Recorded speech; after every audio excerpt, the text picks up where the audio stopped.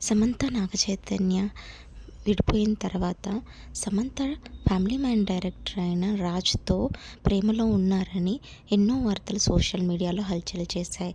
అయితే వీళ్ళిద్దరు అఫీషియల్గా ఏ వార్తలు చెప్పలేదు, కానీ సోషల్ మీడియా ద్వారా సమంత తమ ఫొటోస్ని ఎప్పటికప్పుడు పెడుతూనే ఉంది. అయితే రాజుకి ఆల్రెడీ పెళ్ళయి ఒక పాప కూడా ఉంది. వాళ్ళది కూడా లవ్ మ్యారేజే. వాళ్ళు కూడా ఈ యొక్క సమంత రాజు యొక్క రిలేషన్ వల్ల వాళ్ళ మధ్య గొడవలొచ్చి వాళ్ళు విడిపోయారని వార్తలొస్తున్నాయి.